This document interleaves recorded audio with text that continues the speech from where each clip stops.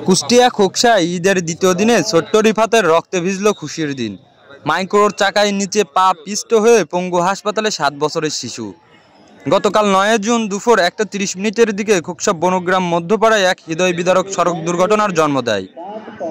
ঈদের নতুন পাঞ্জাবি পরে খুশিতে মেতে উঠেছিলেন 7 বছরের শিশু মোহাম্মদ রিফাত মোল্লা।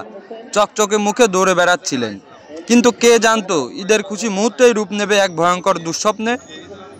ভাড়া যাত্রী আনতে আসা একটি নোহা মাইক্রোবাস বনগ্রাম মধ্যপাড়া এলাকায় পৌঁছালে শিশু রিফাত হঠাৎ রাস্তা পার হতে গিয়ে সেই গাড়ির নিচে পড়ে যায়। চাকার নিচে উঠে যায় তার কোমল পা। স্থানীয়দের চোখের সামনে মুহূর্তেই ঈদের আনন্দভরা মুখটি বেদনায় ভরে ওঠে। ছোট্ট শিশু রিফাত মোল্লা বনগ্রাম মধ্যপাড়ার মোহাম্মদ আতর আলী মোল্লার ছেলে। স্থানীয়রা সাথে সাথে কুষ্টিয়া সদর হাসপাতালে নিয়ে যান। সেখান থেকে অবস্থা গুরুতর দেখলে কর্মরত চিকিৎসক উন্নত চিকিৎসার জন্য ঢাকা পঙ্গু হাসপাতালে রেফার করেন।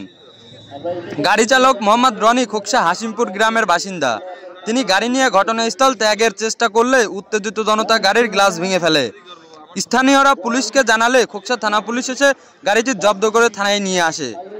ঈদের দিন যেখানে শিশুরা হাসে, রিফাত আজ ব্যথায় কাটছে। ওর বন্ধুদের খেলার দিন, আর সে এখন হাসপাতালের বিছানায়। আমরা কি এই দায় এড়াতে পারি? আপনার একটি শেয়ার হোক রিফাতের জন্য সচেতনতার বার্তা। সবাই ছোট্ট রিফাতের দ্রুত সুস্থতার জন্য দোয়া করবেন।